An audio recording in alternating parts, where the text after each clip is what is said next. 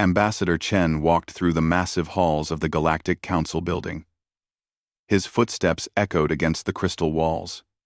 He had been Earth's representative for 5 years now, but today felt different.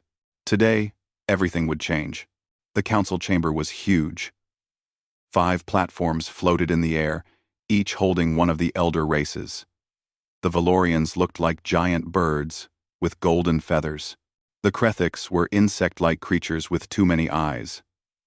The Ashen Dominion members were tall and gray, almost like living shadows. The Tlexari looked like walking trees with branches for arms, and the Veiled Syndicate, mysterious beings that hid behind energy shields. For 200 years, humanity had worked with these races. Earth sent resources, technology, and soldiers to help keep peace in the galaxy. Humans believed they were part of something bigger, something important. Chen carried a datapad in his hand. His fingers were shaking slightly. Last night, his assistant had found something terrible. Encrypted messages between the council races. Messages they never meant for human eyes to see. Ambassador Chen of Earth, the Valorian speaker announced. You requested emergency session. Speak. Chen stepped forward. His heart pounded in his chest. Honored council members, I have discovered evidence of a conspiracy against humanity. The chamber went silent. The 5 elder races looked at each other. Chen could not read their alien expressions, but he felt the tension grow. These are serious words. The Krethics representative clicked. What evidence? Chen activated his datapad. Holographic images appeared in the air. Star maps, trade routes, military deployments, and messages. Lots of messages. For the past 50 years, you have been using humanity as a shield, Chen said. His voice was steady now, fueled by anger. Every human colony you asked us to build was placed between your worlds and the Ravagers. Every trade route you suggested put our ships in the most dangerous areas.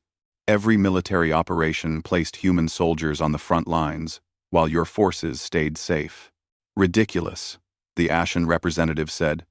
We have fought beside humanity. Have you? Chen challenged. He pulled up more data. In the Battle of Kepler Rift, Earth sent 2,000 soldiers. The Council sent 200. In the Proxima defense, we lost 15 ships. You lost 1.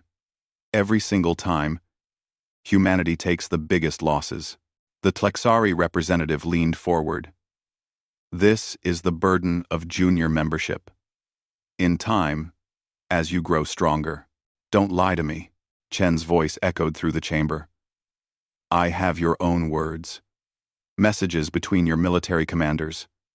You never planned to defend Earth. You call us acceptable losses in your reports. You describe human colonies as buffer zones that will slow down the Ravagers long enough for your core worlds to prepare. The Veiled Syndicate spoke for the first time. Their voice was like wind through metal. Where did you obtain these messages? That doesn't matter, Chen said. What matters is that they're real. You've been betraying us from the beginning. The Valorian speaker's feathers ruffled. Remove this human from the chamber. He has violated council security and speaks lies. Security drones floated down from the ceiling. Chen stood his ground. 40% of humanity's colonies are in the Outer Rim. The Ravagers are gathering there right now for a massive attack. You know this. Your intelligence reports confirm it. And you're going to abandon us, aren't you? None of the council members answered. That silence told Chen everything he needed to know. The drones grabbed his arms. They were surprisingly strong. As they dragged him toward the exit, Chen shouted back at the council. We trusted you. Humans died believing we were fighting for something greater. The doors closed behind him with a heavy thud. Chen was escorted to his ship under guard. They took his datapad and his credentials. As his small transport lifted off from the council station, he watched the massive structure grow smaller behind him. It had seemed so magnificent when he first arrived. Now, it just looked cold. His communication officer, Lieutenant Park, turned to him with a worried expression. "Sir, we're receiving reports from the Outer Rim. The Ravagers have begun their attack. Multiple human colonies are under assault." Chen closed his eyes. It was happening. Just like the Council's plans had predicted. "Sir, the Council is voting on our emergency defense request." Minutes passed. Chen waited, though he already knew the answer. "The vote is complete," Park said quietly. "They voted to strategically withdraw support from the Outer Rim. They're abandoning our colonies." Chen felt cold fury wash over him. He walked to the communications console himself. His fingers moved across the controls, entering codes he had hoped he would never need to use. "Ambassador, what are you doing?" Park asked. "Something I should have done the moment I saw those messages," Chen replied. He opened the most secure channel Earth had, the kind of channel that went straight to the highest levels of Earth's government. The kind that bypassed every normal protocol. His face appeared on screens in war rooms deep beneath Earth's surface, in hidden bunkers on Mars, in secret facilities floating in the darkness between stars. Chen looked into the camera. His voice was calm, but his words would shake the galaxy. "This is Ambassador Chen. Authentication code, Sierra Victor, 7-9er Echo. I am confirming betrayal by the Galactic Council. Our people are dying in the Outer Rim, and the Council has voted to abandon them. Multiple human worlds face destruction within days." He took a deep breath. "Protocol Ragnarok is hereby authorized." Repeat. "Protocol Ragnarok is authorized. Bring them home. All of them. And show the galaxy what happens when you betray humanity." The transmission ended. Chen sat down heavily in his chair. Lieutenant Park stared at him with wide eyes. "Sir, what is Protocol Ragnarok?" Chen looked out at the stars. Somewhere out there, his message was being received. Somewhere out there, things were already moving. Things the Council never knew existed. "It's what happens when humanity stops pretending," Chen said quietly. "It's what happens when Earth stops playing by their rules." Behind them, distant alarms began to sound from the Council station. They had detected his transmission. They would be wondering what it meant. Soon, Chen thought. They would find out. Very soon. General Sarah Martinez stood in the observation deck of New Terra Colony, watching the sky burn. Ravager ships filled the darkness above, their weapons painting the atmosphere with fire. Her colony's shields were failing. She had maybe 2 hours before they broke completely. Her communication officer ran up to her. "General, we're getting reports from 17 other colonies. They're all under attack. The Ravagers hit us everywhere at once." Martinez nodded. She had expected this. Earth's intelligence had warned them weeks ago that something big was coming. What she hadn't expected was for the Council to leave them to die. "Any word from Council reinforcements?" she asked, though she already knew the answer. "No, ma'am. They've gone silent. All their ships have pulled back to their core territories." Martinez felt anger burn in her chest, but she pushed it down. She needed to stay calm. Her people needed her focused. What about Earth? Still no response. All communications with Sol system went dark 6 hours ago. That was strange. Earth never went silent. Even during emergencies, Earth always responded. Martinez had a strange feeling in her gut. Not fear exactly. Something else. Something almost like hope. She thought back to her training, 20 years ago. The memory was clear in her mind. The secret facility on Mars, hidden deep underground. Martinez had been a young captain then, selected for a special program. She remembered walking into the briefing room and seeing the looks on the senior officers' faces. They all shared the same expression. Determination, mixed with paranoia. Admiral Zhang had stood at the front of the room. He was an old man even then, with gray hair and tired eyes. But when he spoke, his voice was strong. "What I'm about to tell you is classified at the highest level. Zhang had said. 18 years ago, when humanity first made contact with the Galactic Council, our leaders were hopeful. But they weren't stupid. They knew better than to trust completely. Zhang had pulled up images of ships. Not council ships, human ships. But unlike any human ships Martinez had ever seen. We call it Project Heimdall, Zhang continued. While Earth plays the role of the eager junior member, we've been preparing, building, planning. We've been using 12% of Earth's total resource output for this project. On the official reports, that 12% is listed as waste, inefficiency, lost cargo. But it's not waste. It's our insurance policy. Martinez had raised her hand. Insurance against what, sir? Zhang's expression had darkened. Against the day when we realize the Council isn't our friend. Against the day we have to stand alone. For the next 5 years, Martinez had worked on Project Heimdall, building shipyards beyond the edge of known space, training crews, in secret, developing weapons that combined every technology humanity could steal, borrow, or invent. She had seen the plans. The scope of it was incredible, and then she had been assigned to New Terra Colony. She had thought her time with Heimdall was over. But before she left, Admiral Zhang had pulled her aside. If the day comes, he had told her, if the Council betrays us, you'll know. Just hold on. Buy us time. We'll come. An explosion shook the observation deck, pulling Martinez back to the present. The shields were failing faster than expected. General, we need to evacuate the civilian shelters, her officer said. We don't have enough ships for everyone. No, Martinez said firmly. We hold. We buy time.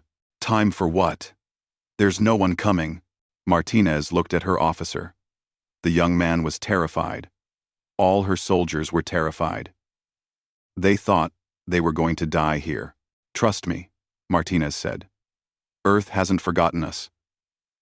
She didn't know if she believed it herself. 20 years was a long time. Maybe Project Heimdall had been abandoned. Maybe it had failed. Maybe she was lying to her people and herself. But she had to believe. Because the alternative was despair. On the other side of the galaxy, in Council Military Headquarters, General Thexlar watched the holographic displays with satisfaction. The Ravagers were doing exactly what the Council had predicted. They were crushing the human colonies in the Outer Rim. How long until the human defensive lines collapse? Thexlar asked his aide. 26 hours for most colonies, sir. Some of the smaller settlements have already fallen. And their request for reinforcements? Denied by Council vote, as planned. Thexlar's species didn't smile, but he felt pleased. The humans had served their purpose. They had drawn the Ravagers away from Council space. They had bought time for the real military forces to prepare. Some of the Council members had felt guilty about sacrificing the humans. Thexlar thought they were weak. The humans will break. Thexlar said. They always needed us. Without Council support, they're nothing. His aide suddenly looked confused. Sir, I'm getting strange readings from the Sol system. What kind of readings? Gravitational distortions. Massive ones. Like something very large is moving. Thexlar waved a hand dismissively. Probably their remaining defense fleet repositioning. Let them. It won't matter. But the aide looked more worried. Sir, the scale of these distortions. It's far beyond what their known fleet should produce. Before Thexlar could respond, alarms began blaring throughout the headquarters. Report, Thexlar demanded. Sir, we're detecting massive energy signatures throughout human space. Hundreds of them. No. Thousands. They're appearing on every long-range sensor we have. Thexlar felt something cold in his chest. Fear. He hadn't felt fear in decades. Show me. The holographic display changed. The map of human territory lit up like a constellation. Each light represented a ship. But not just any ships. These signatures were enormous, bigger than anything in the Council fleet. Where did these come from? Thexlar whispered. "We don't know, sir. They just appeared, like they were waiting." And then the communication came through. It was broadcast on every frequency the Council used. Every channel. Every wavelength. The voice was human. Female. Strong. "This is Fleet Commander Zhao of the Earth Defense Forces. To all Ravager forces, you have attacked human colonies. You have killed human civilians. For this, there is only one response." A pause. Thexlar could hear his own heart beating. Earth remembers. Earth is coming. And Earth does not forgive. The transmission ended. Thexlar stared at the display, watching thousands of human ships begin to move. They moved in perfect coordination, like a single organism. And they moved fast. Impossibly fast. "Get me the Council leadership," Thexlar said quietly. "Tell them we have a problem." Back on New Terra, Martinez saw the sky change. The Ravager ships that had been bombarding her colony suddenly stopped. They seemed confused. And then she saw why. Ships emerged from the darkness. Human ships. Hundreds of them.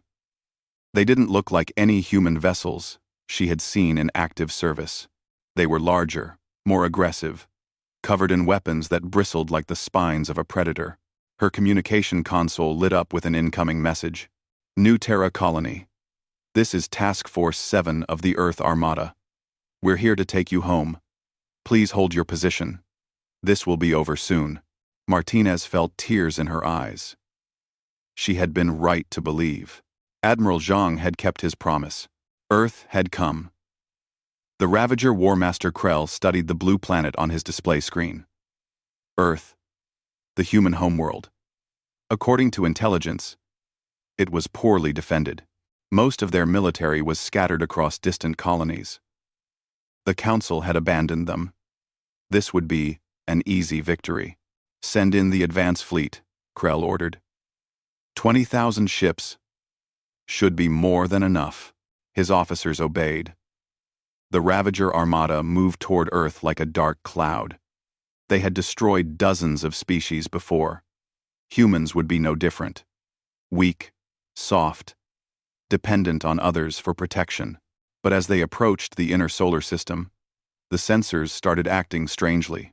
"Warmaster, we're detecting anomalies near the outer edge of the system," his sensor officer reported. "The Kuiper Belt region." "What kind of anomalies?"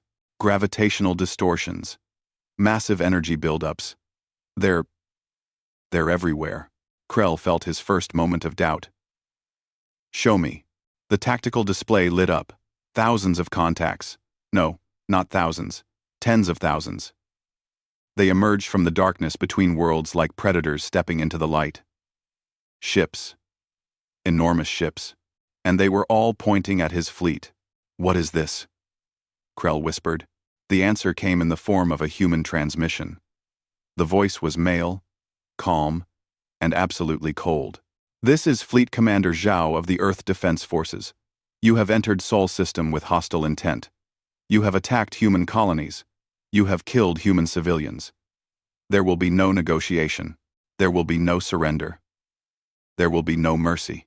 Krell tried to respond, tried to say something, but Zhao wasn't finished.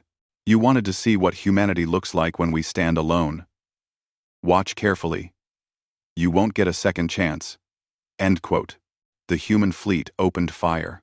Krell had fought in hundreds of battles. He had seen every kind of weapon the galaxy had to offer.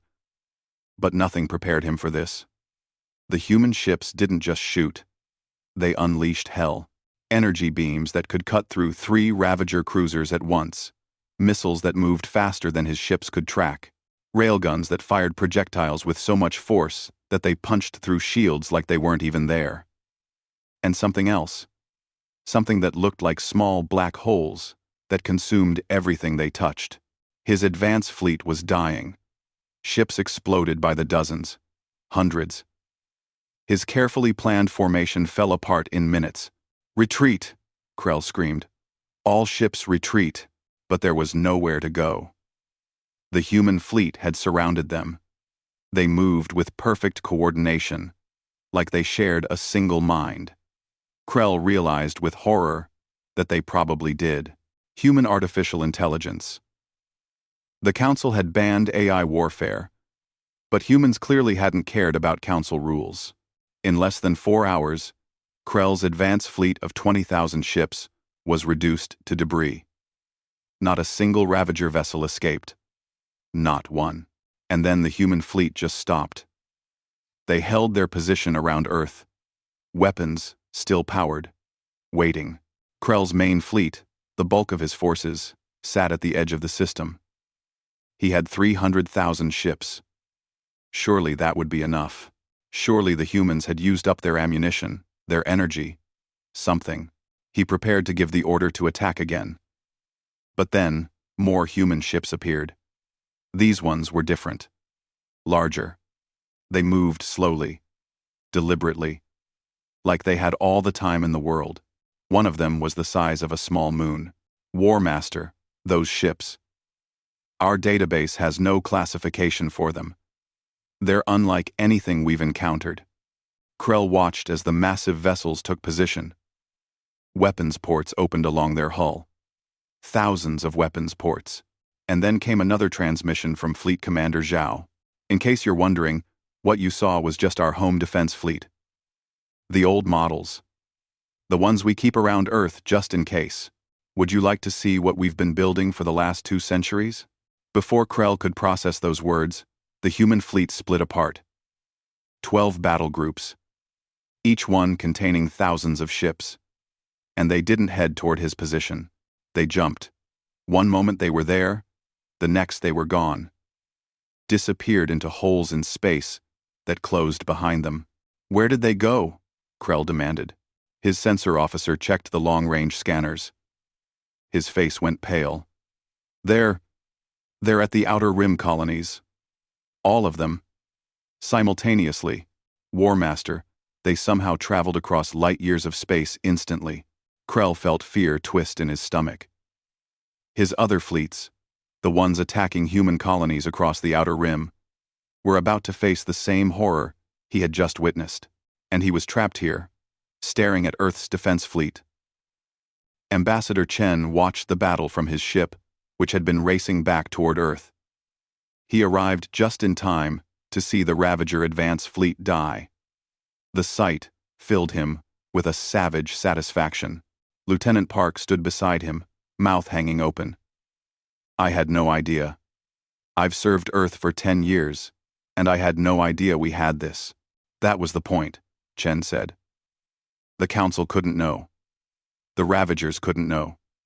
No one could know, until the moment we needed it. Another officer approached. Sir, we're receiving a transmission from Fleet Commander Zhao. It's directed at the Council monitoring stations. Put it through, Chen said. Zhao's face appeared on the screen. She was a woman in her 50s, with short gray hair and eyes that looked like they could cut steel. She sat in the command chair of what had to be the largest warship Chen had ever seen. Greetings, Council observers, Zhao said. Her tone was polite, almost friendly. It made the message more terrifying. I know you're watching. I know you're recording. Good. I want you to understand something very clearly. She leaned forward. For 200 years, you used humanity. You placed us in danger, took our resources, and let our people die to protect your own. You thought we were weak. You thought we needed you. You were wrong. Behind her, through the command deck windows, Earth hung in space. Beautiful and blue, and now protected by a wall of steel that could break worlds.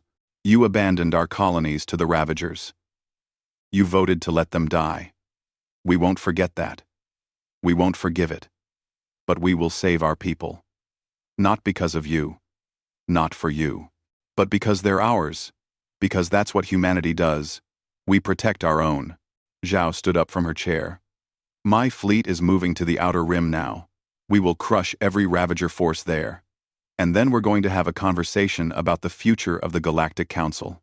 A very serious conversation. The transmission ended. Chen smiled. It wasn't a happy smile. It was the smile of someone who had been proven right. The smile of someone who had warned others and been ignored. "Get me a channel to the surviving colony commanders," Chen ordered. "Tell them relief is coming. Tell them Earth never forgot them." As the messages went out, Chen looked at the Earth fleet. They hung in space like angels of death. Beautiful and terrible. The Council had made a terrible mistake. They had pushed humanity into a corner, expecting them to break. Instead, humanity had bared its teeth, and the galaxy would never be the same. On the Council station, emergency meetings were happening in every chamber. The elder races gathered, watching the recordings of Earth's fleet over and over, trying to understand, trying to figure out where these ships had come from. The Valorian speaker looked at the others. "How is this possible? We monitored their industrial output. We tracked their shipyards. Where did they build all of this?" "Beyond the galactic rim," the Ashen representative said quietly. "In the dark spaces between spiral arms. Where we never looked, because we assumed nothing was there." "For how long?" the Krethix asked. "How long have they been preparing this?" "Since the beginning," a new voice said. They all turned. Ambassador Chen had entered the chamber without permission. Guards moved to stop him. But he held up a hand. "Don't bother. I'm not staying long. I just came to deliver a message from Fleet Commander Zhao." He pulled out a datapad. "Earth is dissolving its membership in the Galactic Council, effective immediately. We will save our colonies. We will destroy the Ravagers. And then we will decide if the Council deserves to continue existing." The silence in the chamber was absolute. Chen turned to leave. At the door, he looked back. "You wanted to see what humanity looks like without your help. Enjoy the show." General Martinez watched the tactical display in disbelief. One moment, New Terra had been alone, surrounded by Ravager ships, shields failing. The next moment, the sky was full of human warships. Real warships. Not the small patrol vessels the Council allowed Earth to build. These were monsters. "All Ravager vessels, withdraw immediately or be destroyed," a voice announced from the lead human ship. Cold, professional, not even angry. Just stating a fact. The Ravagers didn't withdraw. They opened fire. It was the last mistake they would ever make. Martinez had spent 20 years in the military. She thought she understood combat. But what happened next wasn't combat. It was extermination. The human fleet moved like a school of fish, each ship knowing exactly where the others would be. Their weapons fired in perfectly timed volleys that overwhelmed Ravager shields. When the shields fell, the real killing began. Kinetic weapons hit with the force of small asteroids. Energy beams sliced through hull plating like it was paper. And then, there were the weapons Martinez had never seen before. Missiles that split into 100 smaller missiles. Drones that ate through ship armor like acid. Something that looked like lightning that jumped from ship to ship, killing dozens at once. The Ravager fleet over New Terra had numbered 3,000 ships. 34 minutes later, all 3,000 were debris. New Terra Colony, this is Task Force 7. The orbital space is clear. We're deploying medical and repair ships now. Hang tight. You're safe. Martinez felt her legs give out. She sat down hard on the deck, tears streaming down her face. Safe. Her people were safe. Around the galaxy, the same scene was playing out at every human colony. At Proxima Station, Commander Jackson had been preparing to evacuate the last civilian transport when the human fleet arrived. But this group didn't announce themselves. They just appeared. Silent and deadly. Stealth ships. Dozens of them. They had been there the whole time. Invisible. Waiting. Now, they struck. The Ravager command ship never knew what hit it. One moment it was coordinating the attack on Proxima Station. The next moment, it was a ball of fire. The stealth ships had fired from point-blank range, their weapons tearing through the Ravager flagship before anyone could react. With their command structure destroyed, the Ravager fleet fell into chaos. They tried to retreat, tried to regroup, but now the main human battle group arrived, and there was nowhere to run. Jackson watched from the station as the human ships hunted down every Ravager vessel, methodical, efficient, merciless. When it was over, he opened a channel to the human fleet. "This is Commander Jackson. I don't know who you are or where you came from, but thank you. You saved 6 million lives today." The response was simple. "We're the Earth Defense Forces, and we're just getting started." At Kepler Colony, the situation had been desperate. The Ravagers had brought planet killers, massive weapons designed to crack worlds open. They were preparing to fire on the colony's main habitation zone. Captain Wei, in command of Kepler's last defense platform, prepared to die. There was nothing he could do to stop weapons that large. Then, the human Armada arrived, and they brought their own planet killers. Wei watched in awe as massive human ships moved into position. They didn't fire energy weapons or missiles. Instead, they launched asteroids. Not small asteroids, mountain-sized chunks of rock and metal that had been accelerated to impossible speeds. The rocks moved at a significant fraction of light speed. When they hit the Ravager planet killer ships, the results were catastrophic. Entire vessels simply ceased to exist, vaporized by the kinetic energy. The shockwaves destroyed dozens of other Ravager ships nearby. Wei checked his sensors, unable to believe what he was seeing. How much energy would it take to accelerate something that large to that speed? His sensor officer did the calculations, then did them again. "Sir, the energy requirements they're astronomical. More than our entire colony uses in a year. Per asteroid. How many asteroids do they have?"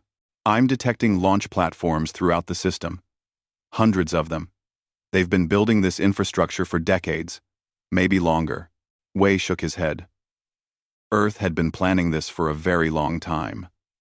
While everyone thought humans were weak and dependent, they had been preparing for war. The biggest war the galaxy had ever seen. And they were winning. The battles followed the same pattern across all 12 fronts. The human fleets arrived simultaneously through something the Council scientists would later identify as a quantum jump network. Gates built secretly over 150 years, positioned throughout human space, allowing instant travel across vast distances. The Ravagers had superior numbers. They had more ships, more soldiers, more experience. But none of it mattered. Humanity fought differently than other species. The Council races had specialized. The Valorians had the best energy weapons. The Krethics had the best armor. The Ashen had the best stealth technology. Each race focused on what they did best. Humans had stolen from everyone. They had taken every technology they could find, learned it, improved it, and combined it with their own innovations. Their ships had Valorian energy weapons improved with human engineering. Their armor used Krethics designs reinforced with human alloys. Their stealth technology made the Ashen ships look primitive, and unlike the Council races, who avoided AI warfare, humans had embraced it. Every human ship had an artificial intelligence, helping with targeting, coordination, strategy. The AIs didn't replace human commanders. They enhanced them, made them faster, smarter, more deadly. The Ravagers tried to adapt. They tried to form defensive positions, tried to use their numbers to overwhelm the human forces. But the humans seemed to know what they would do before they did it. Every trap the Ravagers set, the humans avoided. Every ambush, the humans turned around and used against them. It was like fighting an enemy that could see the future. In space, near the colony of New Hong Kong, Ravager war leader Thax made his last stand. He had gathered the survivors from 6 different battle groups, almost 10,000 ships. He would make the humans pay for every inch of space. His ships formed a defensive sphere around a moon. Every weapon pointed outward, every shield at maximum. They waited for the human attack. It never came. Instead, The humans deployed something new. Thousands of small objects that looked like metal seeds. They spread throughout Thax's formation, seemingly harmless. "What are those?" Thax demanded. "Unknown, war leader. They're not weapons. They're not reading any energy signatures." Then, the seeds opened. Millions of tiny machines poured out, each one the size of a human fingernail. They swarmed over the Ravager ships like locusts, and they started eating. The nanomachines consumed everything. Hull plating, weapon systems, engines, life support. They reproduced using the material they consumed, growing exponentially. Within an hour, Thax's proud fleet was nothing but clouds of metal dust and small machines looking for more material to consume. The human fleet broadcast a message on all frequencies. "Witness Ragnarok Protocol. This is what happens when you threaten Earth." Across the galaxy, Ravager forces heard the message. They heard the screams of their dying comrades. They heard the sound of human weapons destroying everything in their path. And they ran. 72 hours after the human armada deployed, the war was over. Not won. Over. The Ravager invasion force had been completely destroyed. Estimates said that 98% of their military had been eliminated. The survivors fled back to their own territory, broken and terrified. The human colonies in the Outer Rim were battered but intact. Casualties had been high in the initial attacks. But once the Earth fleets arrived, not a single additional human life was lost. Fleet Commander Zhao stood on the bridge of her flagship, the EDS Indomitable, reviewing the battle reports. Her officers looked exhausted but triumphant. "Ma'am, we're receiving messages from the colonies. They want to thank you. They want to celebrate." Zhao shook her head. "Tell them to save their celebrations. We're not done yet." "Ma'am, the Ravagers are defeated. But we still have unfinished business. Set course for Council space. All battle groups. We maintain full combat readiness." Her tactical officer looked uncertain. "Ma'am, are we going to war with the Council?" "No," Zhao said quietly. "We're going to have a conversation. A very clear conversation about how things are going to work from now on. And if they don't like what we have to say," she let the sentence hang. Her officers understood. Earth had shown what it could do to an enemy. The Council had abandoned humanity, betrayed them, left them to die. The question now was whether the Council wanted to be treated as an enemy or as something else. Something new. That choice, Zhao thought, would be theirs to make, but Earth would be ready either way. The Galactic Council chamber had never been so crowded. Representatives from every species in known space had gathered. Some came out of curiosity. Some came out of fear. But most came because they had no choice. The Earth Armada surrounded the Council station. Thousands of warships, each one powerful enough to destroy a planet. They sat in space like silent judges, weapons powered but not aimed. Yet, Ambassador Chen entered the chamber first. He walked with confidence now. No more bowing. No more deference. He was done pretending to be the junior partner. Behind him came Fleet Commander Zhao. She wore her military uniform, crisp and clean despite 3 days of continuous combat operations. Her presence alone made several council members shift nervously in their seats, and behind Zhao came representatives from 3 council species: the Tlexari Confederacy, the Veiled Syndicate, and 2 smaller races that Chen didn't immediately recognize. They stood with the humans. The Valorian speaker tried to maintain control. "Ambassador Chen, this is highly irregular.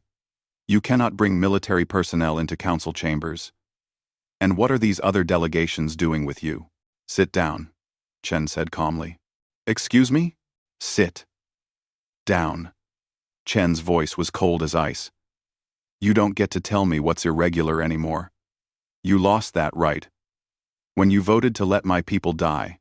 The speaker's feathers ruffled in anger, but he sat, Chen walked to the center of the chamber. Normally, the junior species stood below, looking up at the 5 elder races on their platforms. Not today. Chen activated a holographic projector. Images filled the air above him.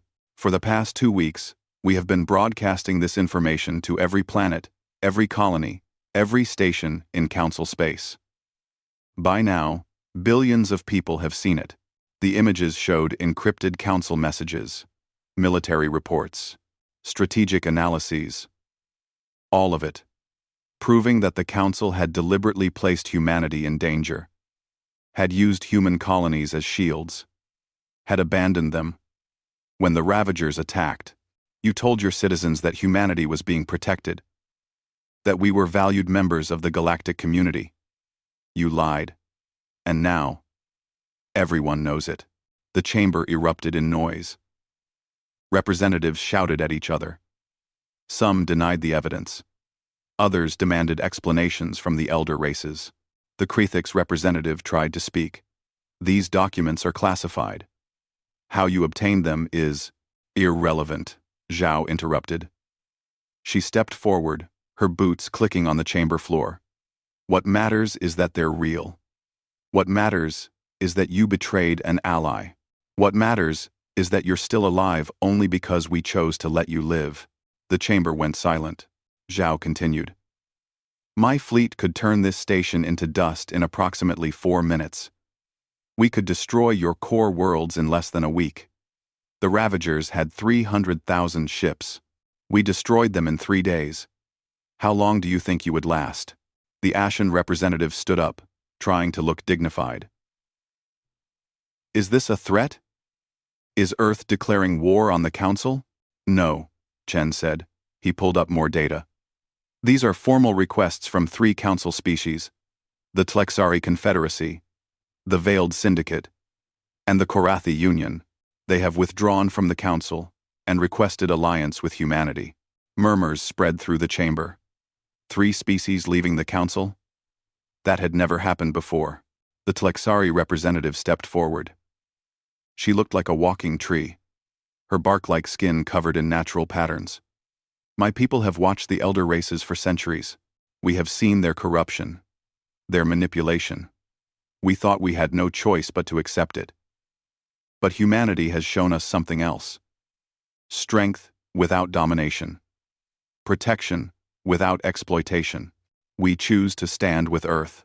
The representative from the Veiled Syndicate spoke next, his voice like wind through crystal. The Syndicate deals in information. We have seen the Council's true face for years.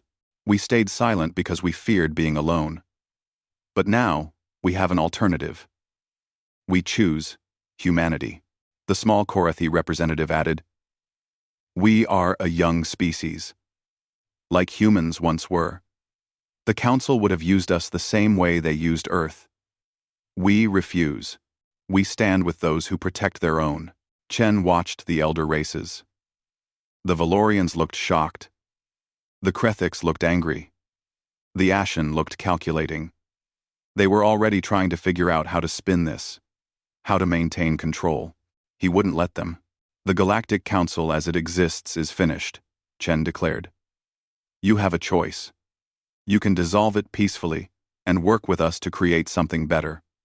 Or we leave, take our allies, and build our own coalition.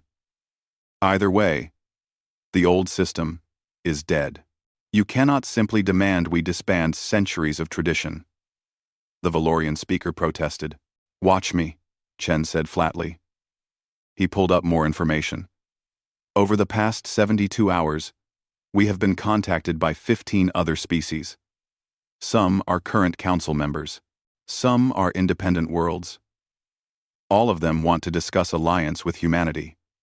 Your own people are rioting in the streets, demanding answers. Your government officials are fleeing before they can be arrested for war crimes. He let that sink in for a moment. Here is what's going to happen. We are drafting a new compact, one built on transparency, on mutual defense, on equal representation. Every species, regardless of size or power, gets a voice. Every species contributes to defense. Every species shares in resources. And most importantly, there will be consequences for betrayal. And if we refuse? The Krethix asked. Zhao smiled. It wasn't a friendly smile. Then Earth and our allies become our own faction. We keep our technology. We keep our weapons. We keep our resources. And you deal with the next major threat on your own. No more using younger species as shields. No more having humans die for your safety. Number 4. She paused. How did that work out for you with the Ravagers? By the way, the Krethix representative had no answer. Chen pulled up a document. This is the Terran Accords, a proposed framework for a new galactic government. It includes provisions for shared defense, fair trade, technological exchange, and most importantly, accountability. Any species that betrays the compact faces immediate censure, economic sanctions, military action if necessary. He looked directly at the elder races. You taught us that trust isn't enough. You need consequences. So, we built them into the system. Over the next 3 hours, Chen and the others presented the full proposal. It was comprehensive, fair, but also unforgiving. Species that violated the compact would face Earth's military might. Species that protected their allies would receive Earth's protection in return, many of the council members argued. But as the debate continued, more and more representatives began to see the logic. The old system had been corrupt, had been unfair, had been designed to benefit the elder races at the expense of everyone else. The new system would be different. It had to be. Finally, the vote was called. Not just the elder races, every species present. True democracy. The motion to dissolve the Galactic Council and adopt the Terran Accords passed by a margin of 73%. The old order was dead. The new order had begun. 2 weeks later, Fleet Commander Zhao stood in the command center of a new orbital station. Not above Council space. Above Earth. The Armada hadn't disbanded. If anything, it was growing. New ships were being constructed every day. Earth wasn't preparing for the war they had just won. They were preparing for the wars that would come. Admiral Zhang, now promoted to Supreme Commander of Earth Defense Forces, stood beside her. He was very old now, but his eyes were still sharp. Do you think they'll keep the agreement? He asked. Zhao considered the question.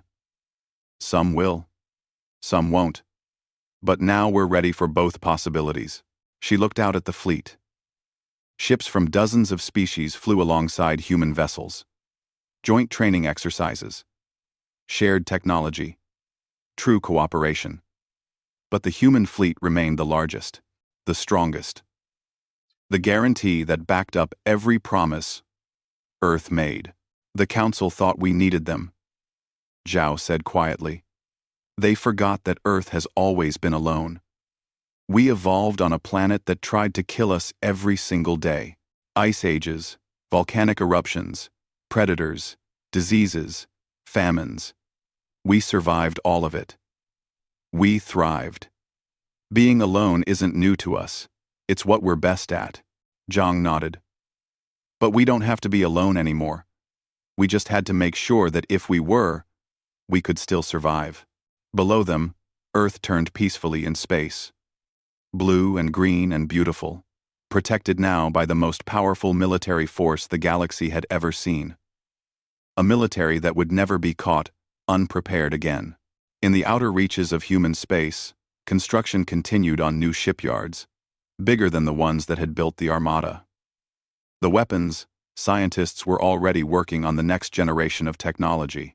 Faster ships, stronger weapons, better defenses. Some species whispered that humanity was preparing for conquest. They were wrong. Humanity was preparing to never be betrayed again, to never be vulnerable again, to never have to trust that someone else would protect them. The galaxy had changed.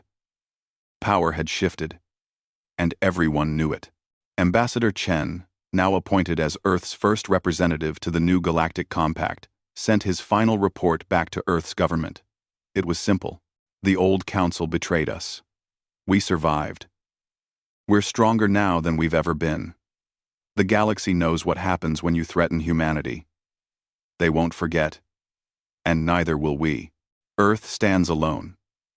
Earth stands strong. And Earth will never bow again. He closed the report and looked out at the stars. Somewhere out there were enemies they hadn't met yet. Threats they couldn't predict. Challenges that would test humanity in ways they couldn't imagine. Let them come, Chen thought. Let them all come. Earth would be ready.